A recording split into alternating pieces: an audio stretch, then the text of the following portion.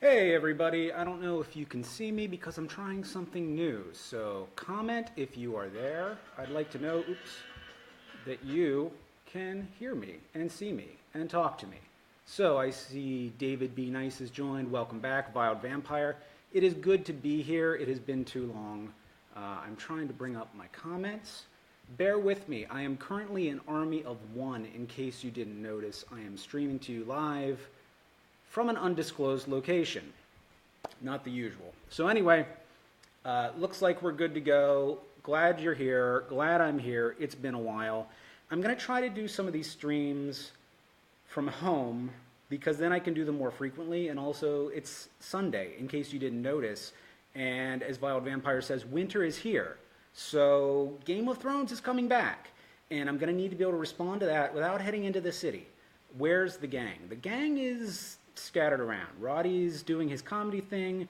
Joe has a broken ankle. So that's another reason that we have to do it this way, because if Joe and I are going to do our Game of Thrones thing, he's immobile right now. I cannot ask the guy to hobble onto the subway and come to the city, and so I'm going to try to bring him in via like Skype or something. But not today. This is a beta test, and I'm glad you're here to help me out. Marcel says Hodor. Jessica says Hodor. You guys remember. We're going to have the Hodor drinking contest very soon, because you know what? 1 week. 1 week from today. All right, so first things first, I want to talk about what's happening in July. Okay, there are a lot of things happening in July. We're already a solid week into it, so I'm going to jump through some things. As we discuss, let me know what you're watching. Let me know what you're looking forward to. I know it's Game of Thrones. I know that.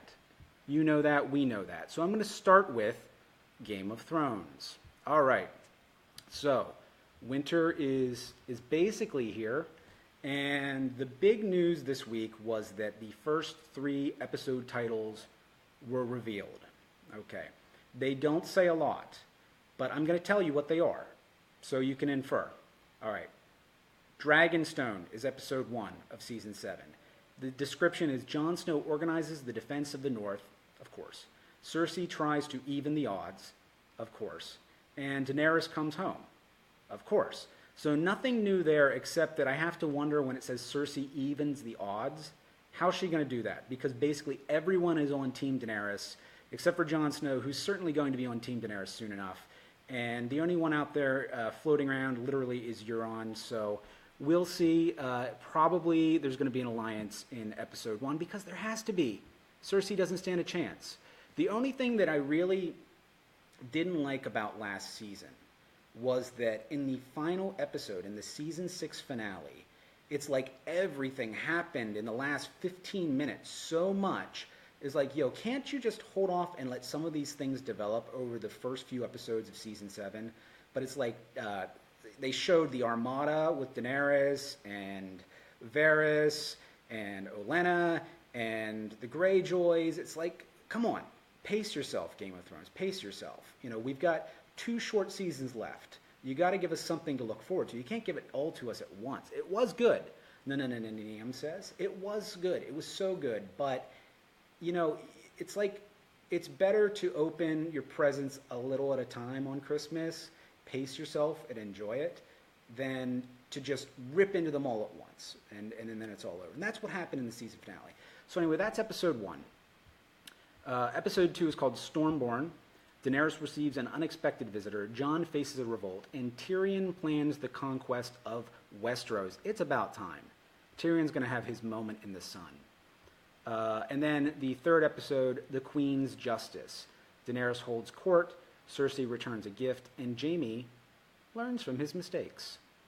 So there are 2 queens.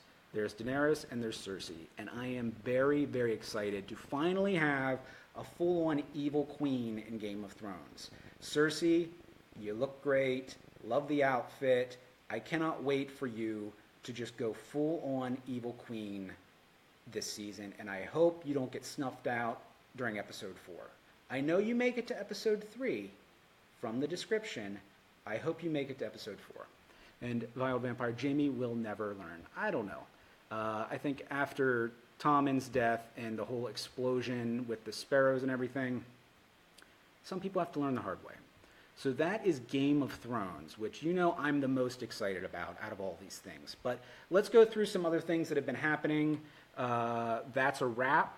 The Doctor Who season finale was last weekend, and it was fantastic. It sets up the Christmas special. David Bradley, another Game of Thrones thing, David Bradley plays Walder Frey, the dearly departed, or as they say, the late Walder Frey.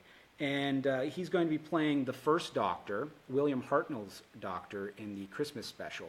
So I'm looking forward to that. He had previously played this role in the biopic An Adventure in Space and Time. And that was, it was a documentary-style, fictionalized telling of what really happened in history. But he was so good in the role, they said, you know what? Come back full-time. Be the Doctor. So he's going to be in the the Christmas special. And Marcel says Yara wants to be the queen of the Iron Islands. Of course she does. Of course. I don't think their throne is as cool, though. But sure, why not? It's time for a woman to lead the Ironborn. So, moving on. Sense8, if you are a fan of this show on Netflix, it was recently canceled, but it is getting a 2-hour special to wrap up the series, because Netflix knows that if they burn you, you are less likely to keep your subscription and come back for the next show that gets canceled. They're going to give us finales. HBO, Deadwood, I'm still angry. I still want that series to be wrapped up. Netflix, you're doing right by fans. All right, The Leftovers are officially over, but Damon Lindelof, who was running that series, is apparently working on a Watchmen TV series. This is, if you recall, there was the movie. Zack Snyder directed the Watchmen movie. This is unrelated to that, except that it draws from the same source material. So allegedly, Damon Lindelof is working on that. And coincidentally, the extended edition of Watchmen is on HBO this month. All right, and there it is. Jumanji had a trailer. Looks good. Basically, the new spin on this is that they are entering not a board game, but a video game, which explains the outfit that Karen Gillan was getting a lot of flack for. Any time for American Gods. Did you like American Gods? Violet Vampire asked. I did not get to watch it. I am way behind. I am just finishing Fargo now. So American Gods is next-ish on my list. What am I talking about? Game of Thrones is coming back. I'm going to focus full-time on that. American Gods, you're going to have to wait until the season is over. And yes, Sarah says, I heard that Watchmen was going to be a TV show. Yes, that is the word. It is not official. Apparently Damon Lindelof is working on it. All right, if you have not seen the trailer for The Foreigner starring Jackie Chan, this movie comes out in October, and it looks phenomenal. What it reminds me of is sort of like a Liam Neeson Taken kind of thing, so it is not the slapstick action comedy that you know from Rush Hour. This looks like a very serious movie, and I'm really looking forward to this. So if you've not seen the trailer for The Foreigner with Jackie Chan, check it out. All right. Another announcement. Top Gun is getting a sequel, and it is called Maverick, of course. It is coming out in summer 2019. The director is the guy that directed Tron Legacy and Oblivion, so he's reteaming with Tom Cruise. So this is great news for Val Kilmer. He's waiting for your call, Tom. If he doesn't answer, just let it ring for a while. He's probably out back playing volleyball. So certainly this sets up the possibility for more Top Gun. I mean, Independence Day after 20 years came back with a sequel. What could possibly go wrong? But Val, this is your moment. And you know what? If this happens, if this is successful, we might still get the prequel, Top Gun Goose. Yep, there's Goose. He's the guy that was voted most likely to be cropped out of the picture. So, we're waiting for you, Goose. Come back to us. If you have not seen it, I'm sure you're all fans of Hook, the Peter Pan movie. It was fantastic in the 90s. Rufio was a hero to a generation. And after all this time, there is a fan film that is about Rufio's origin story, which was always mysterious in Hook. And the actor who played Rufio is actually in it. Obviously, he does not play Rufio because it is an origin story. But check out this fan film if you are a fan of Hook. All right, Glow, The Gorgeous Ladies of Wrestling on Netflix. This has been out for a while, and by a while I mean about a month. But I just want to say I just recently wrapped up this series. It's like 10 episodes or 13 episodes. Very good. I would recommend it. Genji Cohen, who is the woman that brought us Orange is the New Black, is behind this series. And very enjoyable. And it's in nice 30-minute chunks, so it's bite-sized. Just put on a couple, put it in the background. Good stuff. All right, this is big news for us Rocky fans. Big, big news. This is what we've been waiting for.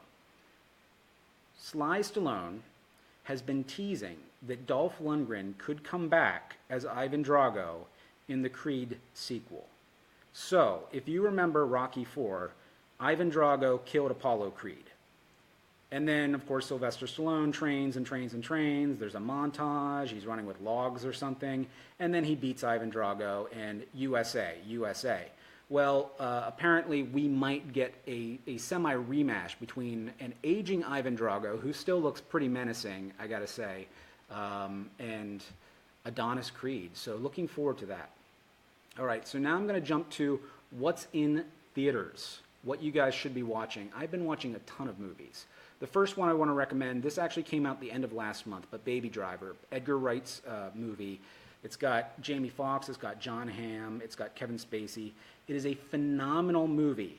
It is a non-comic book movie, and it is not based on any major property. It is original, it is fantastic, it is a heist movie. So if you're a fan of heist movies, you have to see Baby Driver, and you've been warned. And this movie is not getting nearly enough attention. It has a very high score on Rotten Tomatoes, and it is well-deserved. All right. Krorp, All OV has joined. Thank you very much. And Deuce26, thank you for joining. Sarah says Spider-Man was actually awesome. You read my mind. So I went to see Spider-Man yesterday. I know it's a little slower than I usually see movies, but I am pleasantly not surprised, because I knew Marvel was going to do a fantastic job, but I guess I'm pleasantly surprised that Marvel actually has a really great villain on the big screen, because Michael Keaton was fantastic as the Vulture. He was really a tremendous, menacing villain, but also relatable. That's something that we just don't see in these movies very often. And so Michael Keaton, certainly from Batman to Birdman to the Vulture, this was the part that he's been training for. And it's weird. Like, if you guys have seen Spider-Man Homecoming, let me know what you thought. Sarah says it was awesome. I agree. But I've been seeing a lot of people on the internet that are disappointed in this movie, and I don't really get why. I mean, I know I liked the first Andrew Garfield movie. I liked the Tobey Maguire movies, but I thought this was much better. Because maybe it's just because it's fresh. It gives us a different perspective, because it actually concentrates on the high school part of Peter Parker, which was such a big part of his story, and the other movies kind of glossed over it. I don't know. Let me know what you think about this movie, because I would like to understand the people that are disappointed in it, why they're disappointed.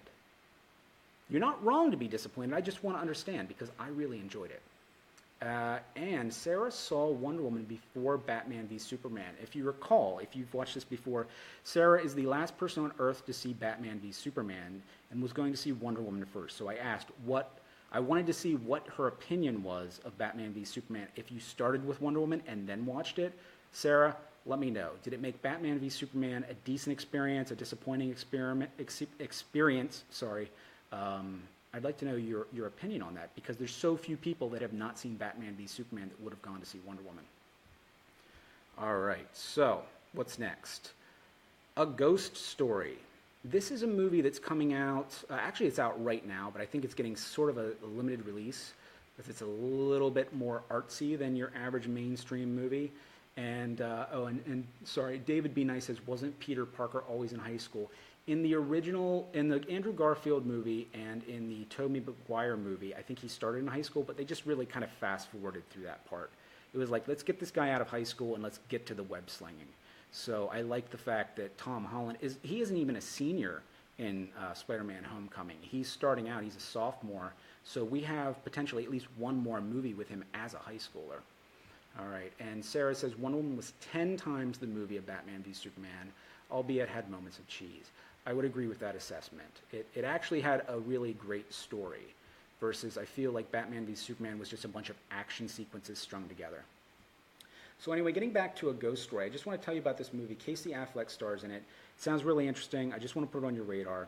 The description is, recently deceased, a white-sheeted ghost returns to his suburban home to console his bereft wife, only to find that in his spectral state he's become unstuck in time, forced to watch passively as the life he knew and the woman he loves slowly slip away. Increasingly unmoored, the ghost embarks on a cosmic journey through memory and history, confronting life's ineffable questions and the enormity of existence. That is a hell of a description. So I haven't seen this movie yet, but it's probably next on my list. And it looks like an interesting spin on the ghost story, literally a ghost story, from a world that has grown, at least me, tired of Conjuring movies. So that's out right now. This week, oh, it's Tila Twy asks, is it a horror movie? It's not really a horror movie per se. It's a ghost story, but it's more character driven.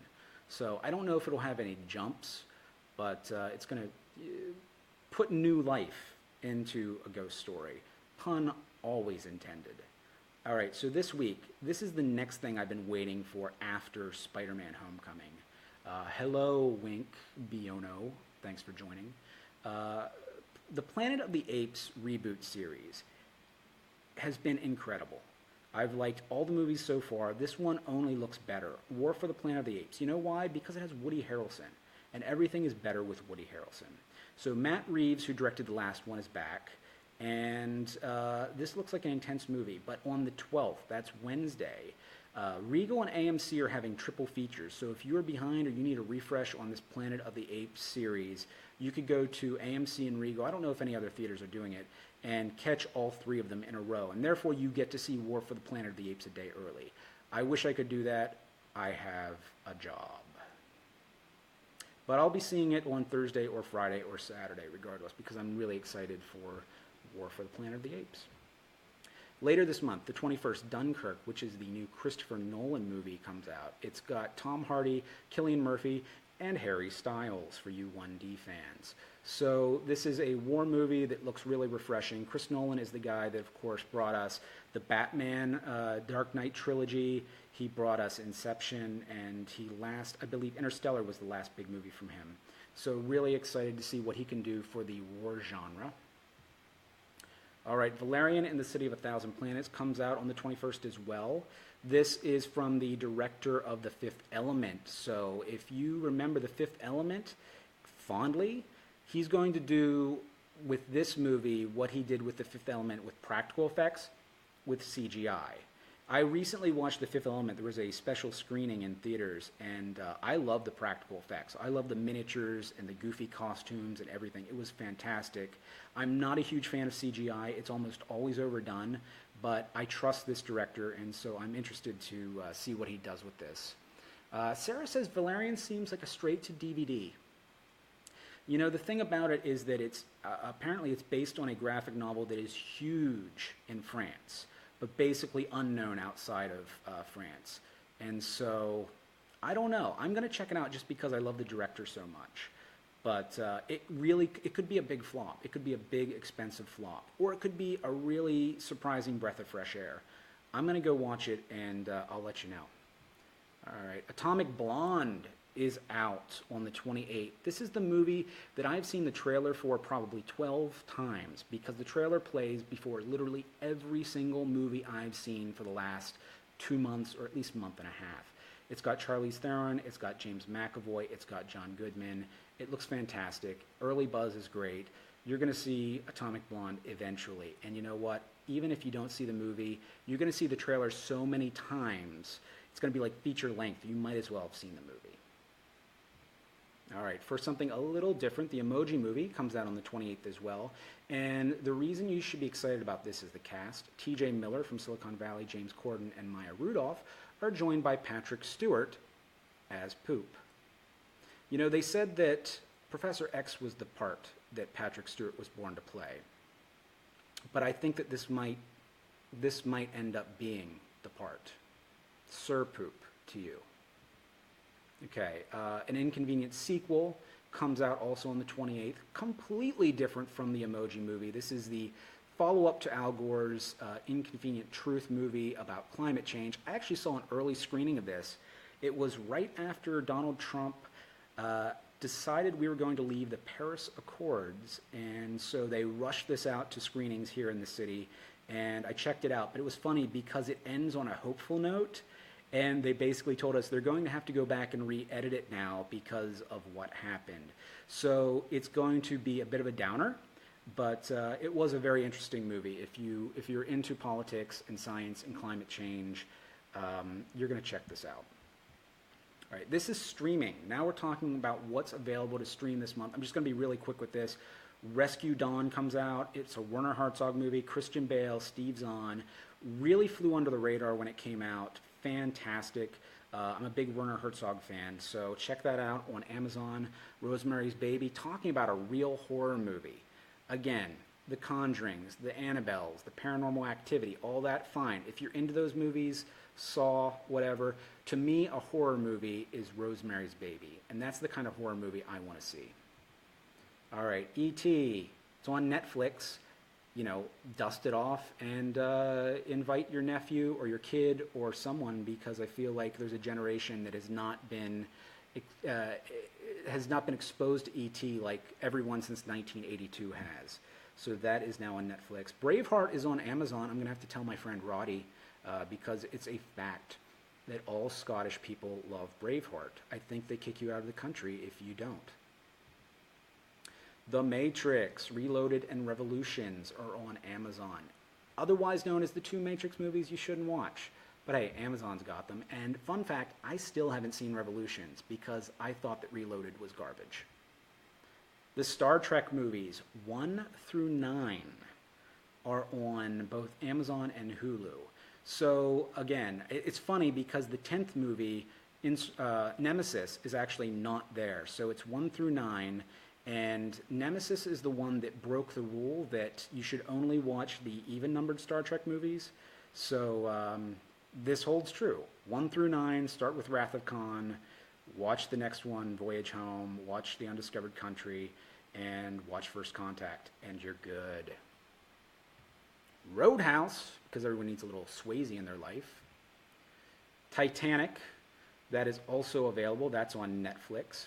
And speaking of Passengers, the movie Passengers, which sank at the box office, and it is out on Starz. So I actually was really looking forward to this movie. It was Chris Pratt and Jennifer Lawrence, and even that kind of star power could not keep this movie afloat. So much like our friends on the Titanic, this was a disaster waiting to happen apparently, but I'm finally going to see it now that it's on Starz because I don't have to pay for the ticket.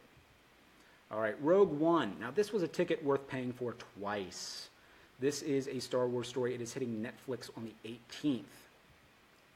On the 22nd, one of the best movies I've seen in the last year, Hacksaw Ridge, comes to HBO. So, Andrew Garfield might not be Spider-Man anymore, but he is amazing in this movie. It's directed by Mel Gibson. It is certainly one of the best war movies I have seen in recent memory, and one of the best movies I've seen in recent memory. So if you haven't seen Hacksaw Ridge and you have HBO, or you have your cousins or your moms or whoever's HBO account, you have to watch this. All right, coming to Netflix, going to TV now, iZombie Season 3, Castlevania Season 1.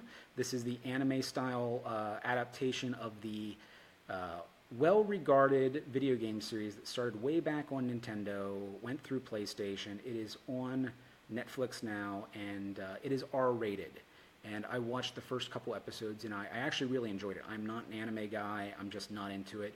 But when I watch Castlevania, it's got such a Game of Thrones vibe, the artwork and everything, and I really enjoyed it. I've watched like 3 episodes. I'm going to watch the rest very soon. Tila Toy says, a little off topic, what did you think of King Arthur, Legend of the Sword? Here's my thoughts on King Arthur, Legend of the Sword, and I'm glad you asked because I've been dying to tell someone this. This movie got bashed. This was Guy Ritchie and Charlie Hunnam, and people were saying right from the get-go, like, why do we need this movie? No one cares about the King Arthur story. You already have Excalibur. It's already been told. Guy Ritchie does like great street level heist movies. Why would he be doing some kind of big epic King Arthur story with CGI and all these special effects and everything? The movie, I watched it about a month after it bombed, and it was still in theaters because there's nothing else to watch. It wasn't the train wreck that everyone said it was. I enjoyed it. I knew what to expect. My expectations were not up here. They were down here, and I enjoyed it. It was good to go get a bag of popcorn, get some candy, get a large drink, and sit back and watch it. But when I was watching it, what I realized was this was not the movie that this team should have been making. You've got Guy Ritchie, you've got Charlie Hunnam, you've got them doing this old English, folklore tale. They should have been doing Robin Hood. Can you imagine this movie if instead of King Arthur, it was Robin Hood, and Charlie Hunnam was Robin Hood, and it was Guy Ritchie directing? That would have been a movie worth watching. That would have been the movie that would have been right for this talent. And unfortunately, King Arthur was just the wrong story. It was fine. I enjoyed it. I'd probably watch it again on HBO. But it made me really wish that they had done this movie with this team with a different story. So, we'll see. All right, Fear the Walking Dead. The mid-season finale is tonight. And I have to say, if you've been watching these streams for a while, you know that I give Fear the Walking Dead a hard time because it's not a very good show, or historically it hasn't been. The first 2 seasons were incredibly disappointing. I think the cast is fine. I think everyone in the cast is talented. Everyone should be able to do well, except I think they haven't had much to work with. This season has been the exception. A lot of people wrote this show off and gave up on it after season 1 or season 2, but season 3 so far, just rounding out the first half of it, has been really interesting. And it's not The Walking Dead. It's a different show, but it has been seriously enjoyable. And if you go into it expecting The Walking Dead, you're going to be disappointed because it's just not the same.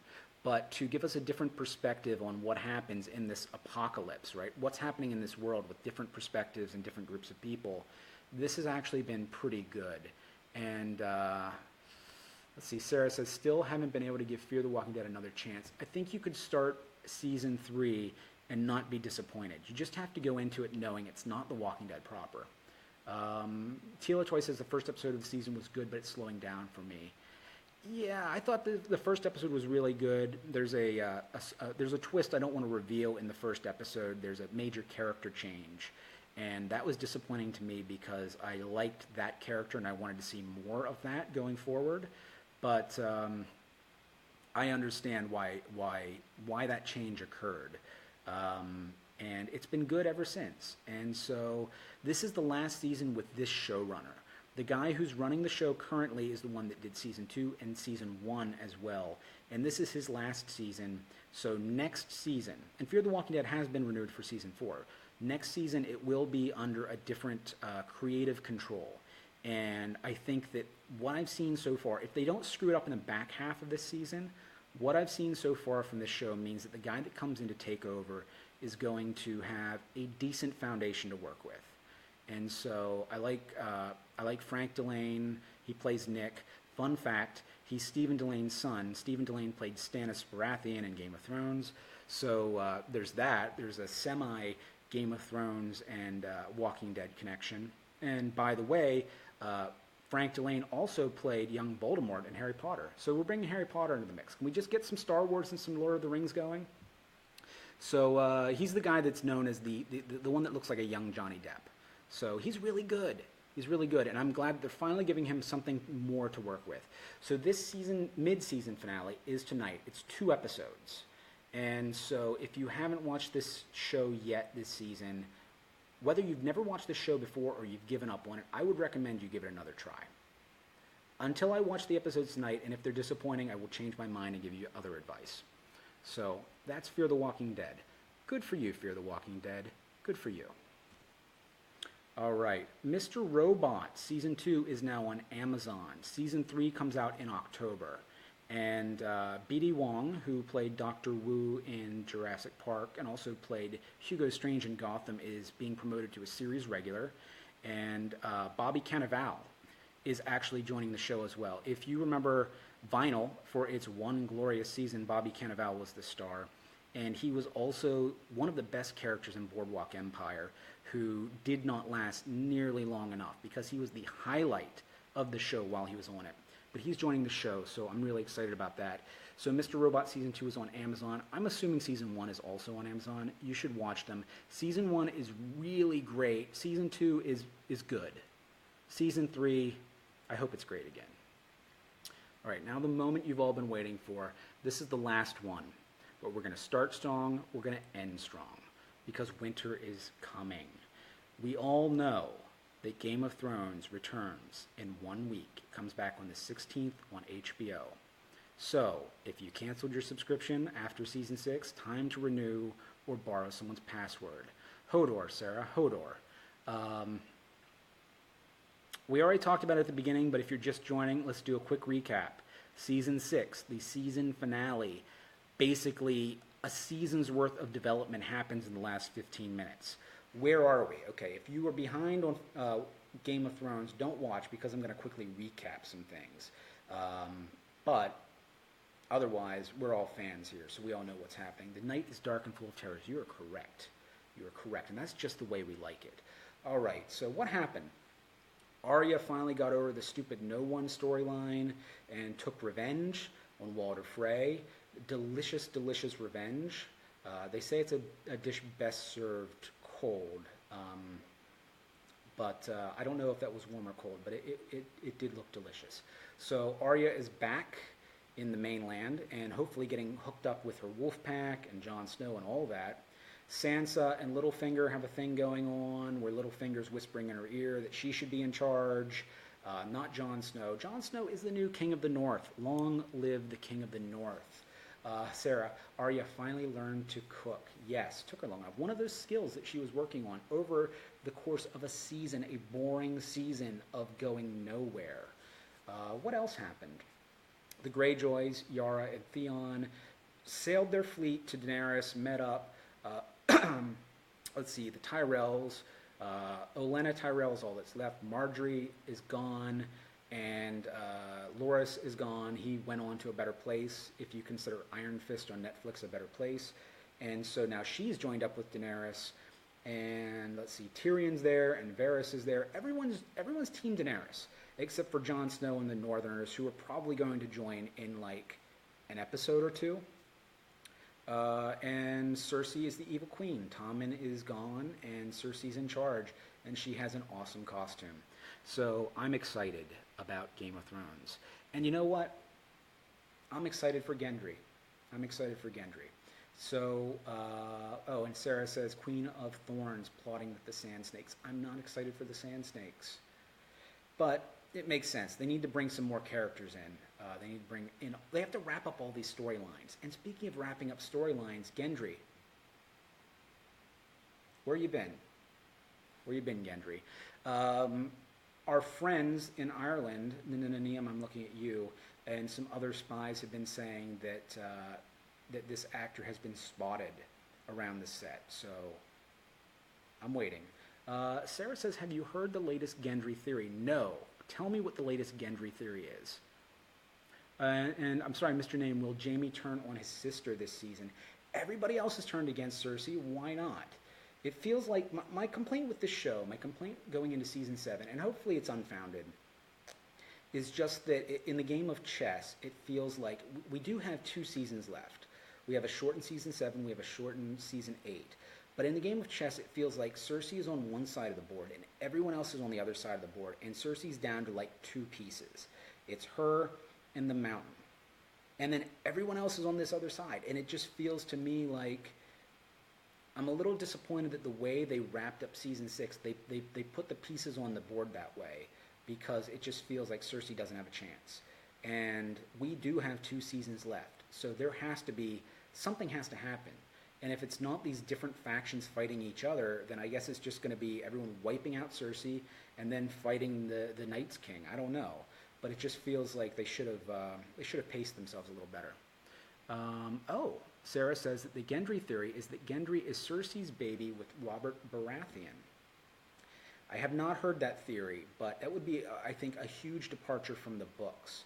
Because if you're familiar with the, oh yeah, and Tila Toy says she's waiting for Euron's big, I'm gonna guess you're saying ship, his big ship.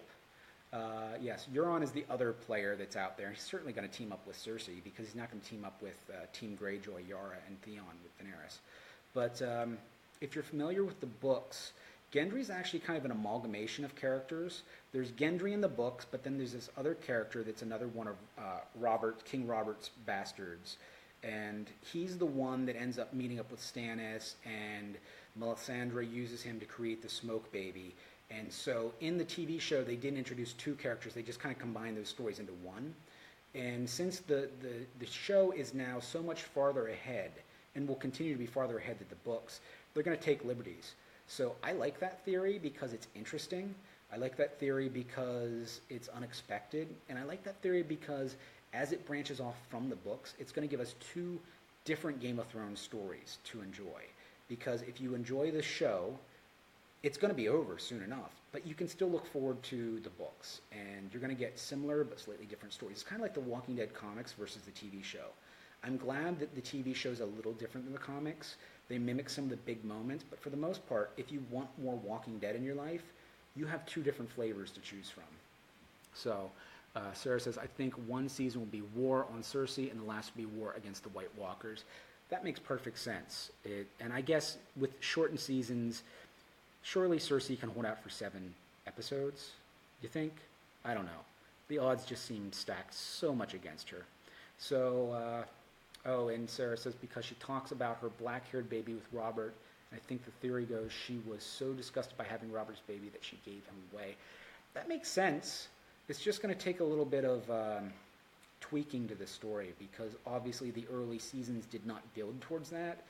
One of the things I really liked about Game of Thrones, especially in the early seasons, was that it was almost like they got to look at the books and then do do-overs. Where things that the books could have done better, the show got to look at that as like a practice, and then they got to improve upon those stories until they got to the Dorne storyline, and then it just all went out the window. But now they're flying blind, and I don't know.